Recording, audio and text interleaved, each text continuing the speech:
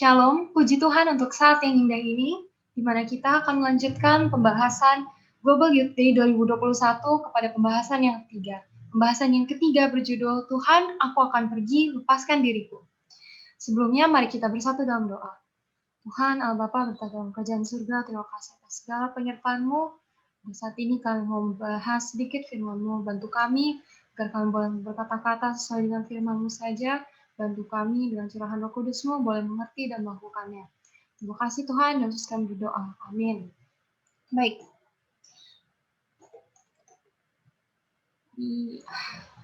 Seperti yang saya sudah katakan, judulnya adalah Tuhan, aku akan pergi, lepaskan diriku. Judul yang sangat menarik.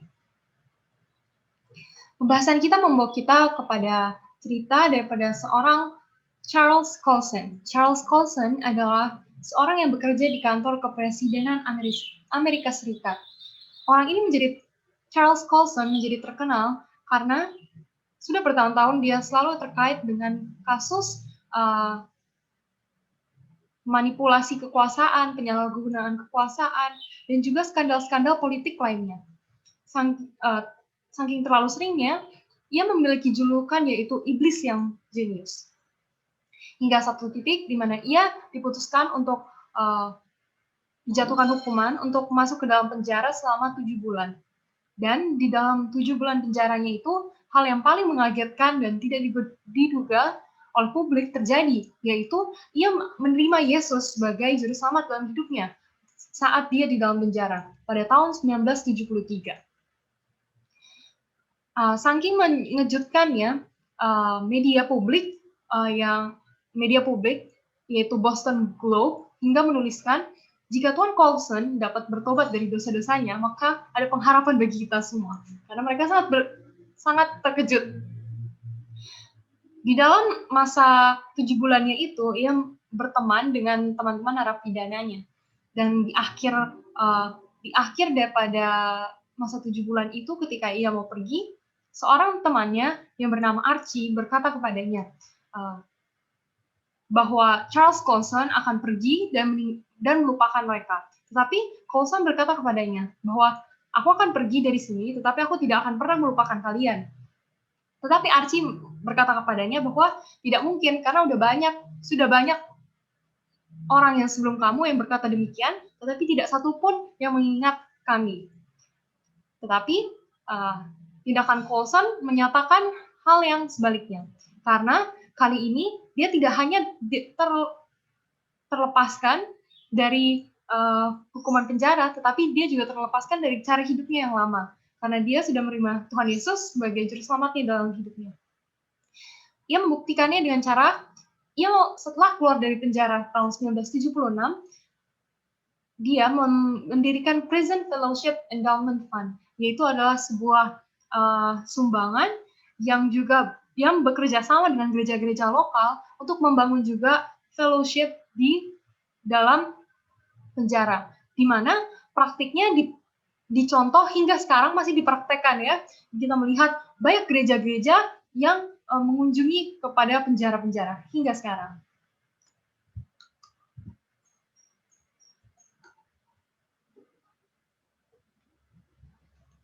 Nah, tema yang sama akan kita temukan kembali tentang kelepasan ini, tapi sebelumnya kita akan belajar dari kitab Markus. Sebelum kita belajar tentang dari kitab Markus, kita ada pelajaran juga yang kita bisa petik dari siapa sih penulisnya ini. Markus adalah penulis kitab Markus, seperti yang kita semua sudah tahu. Tapi yang menarik adalah, ternyata isi kitab Markus adalah dinarasikan oleh Petrus.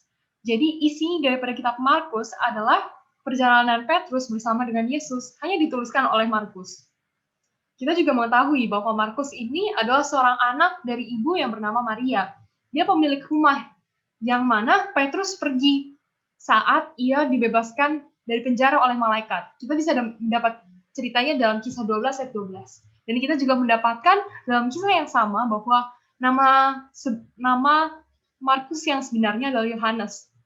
Makanya pada Kisah 12 ayat 25 kita mendapatkan bahwa jemaat Markus dikatakan adalah jemaat Yohanes Markus. Nah, highlight-nya adalah bahwa Markus ini adalah juga teman seperjalanan Paulus dan Barnabas. Ceritanya adalah Paulus dan Barnabas memiliki pelayanan. Kita sudah mengetahui pelayanan penginjilan Paulus ini keluar non-Yahudi, dan Markus ikut bersama-sama dengan mereka. Tetapi setelah melihat begitu banyak tantangan dan cobaan yang dialami dalam pelayanan tersebut, Markus menyerah dan akhirnya dia pulang kembali. Melihat hal ini, Barnabas memberikan kesempatan kedua untuk Markus untuk kembali lagi ke dalam pelayanan tersebut. Dan kita mengetahui akhirnya adalah sesuatu yang indah, yaitu Markus menjadi pengabar Injil yang baik, bahkan menjadi penulis buku Injil. Di sini satu pelajaran yang kita bisa ambil tentang kesempatan kedua kali. Bukannya untuk menoleransi dosa, tapi adalah suatu inspirasi dan semangat pada saat kalaupun kita gagal dan berbuat dosa, atau kalaupun kita gagal dalam sebuah pelayanan yang kita lakukan, kita masih selalu memiliki kesempatan yang kedua, karena Tuhan selalu menginginkan kelepasan kita dan bekerja sama dengan kita. Hal yang sama juga tentunya harus kita proyeksikan kepada orang lain, bagaimana kita harus selalu memberikan kesempatan yang kedua bagi setiap orang. Kita masuk ke dalam cerita pembahasan utama pada hari ini ya, terdapat dalam Markus 5. Saya mengundang teman-teman untuk membuka Markus 5 dan membaca cerita yang begitu indah. Di sini saya akan merangkumkannya. Di sini, Yesus dan murid-muridnya baru berlabuh di pinggir Danau Galilea di kota Gerasa. Yang pada malam sebelumnya, mereka mengalami badai, di mana terjadi kejadian Yesus berjalan di atas air dan menenangkan badai yang besar. Nah, paginya mereka berlabuh ke kota Gerasa ini. Dan sesampainya mereka di pelabuhan tersebut, mereka disambut dengan sesuatu yang sangat tidak terduga, yaitu sesosok manusia yang berdarah-darah, compang-camping, penuh luka, mungkin setengah telanjang, mungkin kita bisa membayangkan baunya dengan matanya yang merah, yang bahkan dibilang lebih menyerupai seekor binatang liar daripada seorang manusia. Mereka dan pria ini datang dari antara pekuburan dan datang menjumpai mereka. Pria ini datang kepada Yesus, dan di sini kita melihat interaksi iblis dan Yesus, di mana dalam Markus 5 ayat 2 dan Markus 5 ayat 12 kita diberitahu bahwa pria ini telah dirasuki oleh roh-roh jahat, dan pekerjaannya sehari-hari hanyalah melempari dirinya dengan batu, menjauhkan dirinya sendiri dari lingkungan manusia dan berteriak-teriak. Bahkan tidak ada rantai yang dapat membelenggu dia lagi. Mungkin kita berpikir, kenapa sampai orang ini membiarkan hal ini terjadi pada dirinya? Kenapa seseorang membiarkan hal yang sangat buruk terjadi pada dirinya sendiri?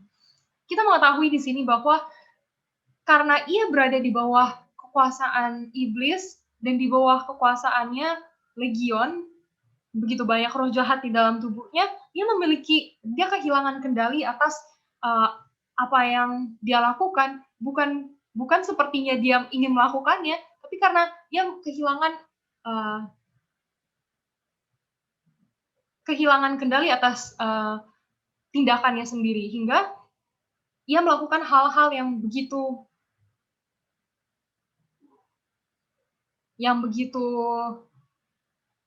keji ya untuk seseorang. Nah, kemudian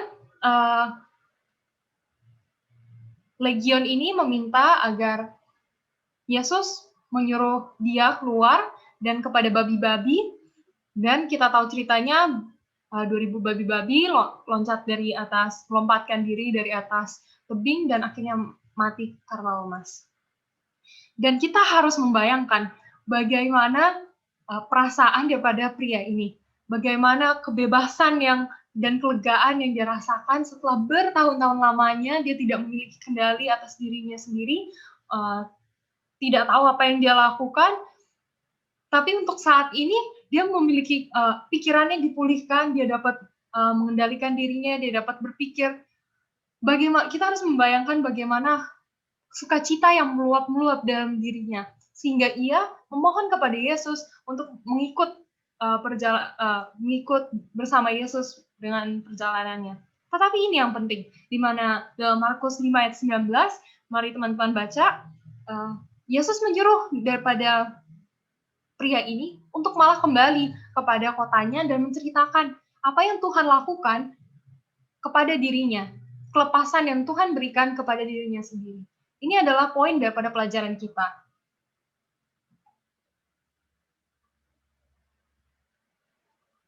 Saya yakin teman-teman pasti sudah mengerti apa yang makna daripada cerita pembelajaran kita malam hari ini, bagaimana Tuhan melepaskan seorang yang di bawah pengaruh iblis, dan bagaimana Tuhan menginginkan dia untuk menceritakan kepada orang lain tentang kelepasan yang Tuhan berikan. Sangat nyambung dengan judulnya ya. Dan di sini saya rindu untuk membawa teman-teman untuk lebih dari sekedar mengetahui ceritanya, untuk membawanya dan mengaplikasikannya dalam hidup kita masing-masing. Jadi kita bisa mulai dari mendefinisikan apa kita diminta untuk lepas dari judul. Tapi kelepasan dari apa yang kita inginkan, apa yang selama ini memperbudak dan membelenggu kita, menurut saya ini adalah satu hal yang sangat penting untuk merefleksikan secara detail apa yang sebenarnya Tuhan benar-benar ingin katakan kepada saya malam ini melalui pelajaran ini. Dan saya mengajak teman-teman untuk merefleksikannya ke dalam diri masing-masing. Kalau dalam Efesus 6 ayat 12, kita puji Tuhan dalam Alkitab, kita diberitahu siapakah musuh kita, dan Alkitab dengan jelas mengatakan dari apa kita harus terlepas. Dalam Efesus 6 ayat 12 dikatakan, karena perjuangan kita bukanlah melawan darah dan daging, tetapi melawan pemerintah-pemerintah, melawan penguasa-penguasa, melawan penghulu-penghulu dunia yang gelap ini, melawan roh-roh jahat di udara. Jadi dari sini kita mengetahui bahwa puji Tuhan, musuh kita adalah setan. Dalam 1 Petrus 5 ayat 8 dibilang, sadarlah dan berjaga-jagalah lawanmu si iblis berjalan keliling sama seperti singa yang mengaum-ngaum dan mencari orang yang ditelannya. Jadi musuh kita tidak pernah berdiam diri, kita juga sudah mengetahui bagaimana pekerjaannya di dunia ini, dalam kehidupan kita masing-masing, bagaimana ia menggoda kita, bagaimana kita terbelenggu dalam dosa-dosa ya, yang karena segala tipu muslihatnya. Dan tujuan setan hanyalah dalam Yohanes 10 ayat 10 dikatakan pencuri hanya datang untuk mencuri dan membunuh dan membinasakan. Jadi sama seperti ilustrasinya dalam seorang yang dalam Markus 5 ya, orang yang terbelenggu, yang kerasukan setan, yang setan hanyalah ingin menciptakan penderitaan bagi orang tersebut. Hal yang sama masih diinginkan setan untuk kita alami sekarang.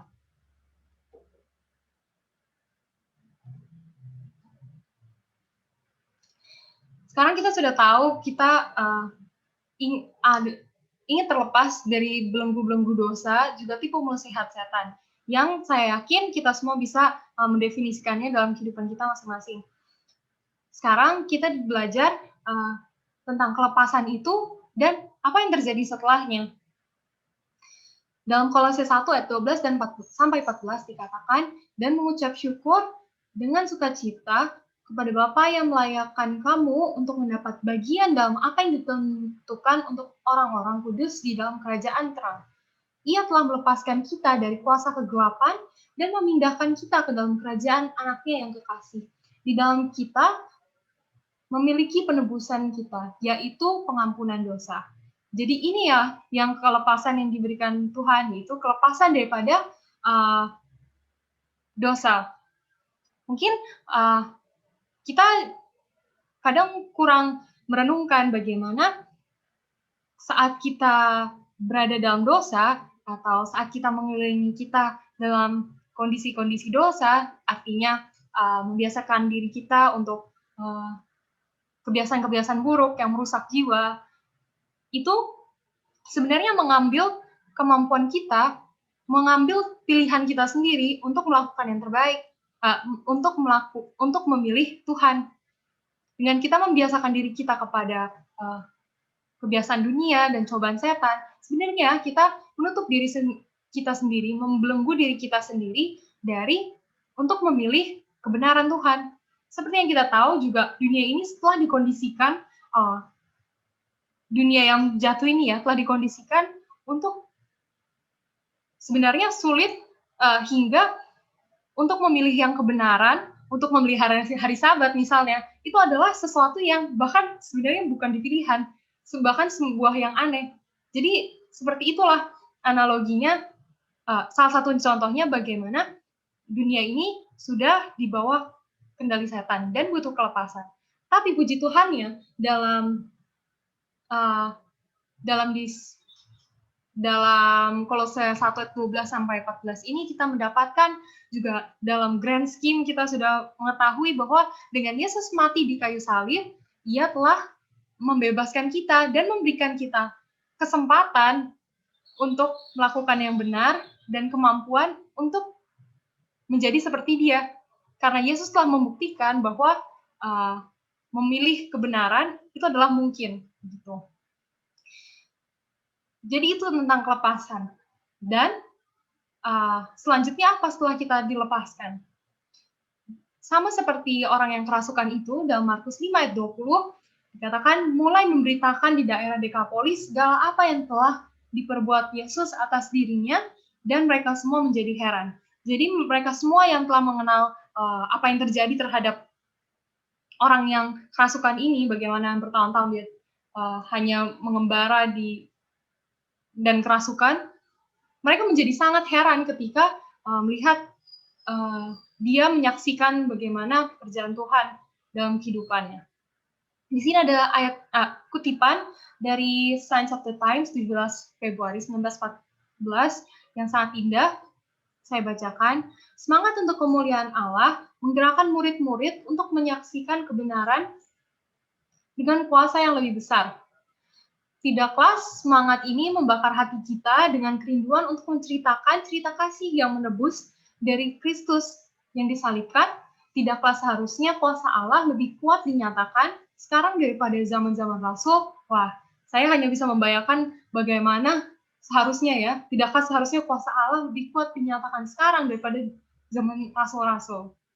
Tapi poin kita adalah ketika yang di-highlight warna kuningnya, ketika kita sudah dilepaskan, seharusnya artinya hati kita sudah membara dan menjadi sangat semangat untuk menceritakan kelepasan yang Tuhan berikan dan membagi-bagikan kabar baik ini kepada semua orang yang lain tentang kelepasan yang Tuhan berikan melalui kayu salibnya.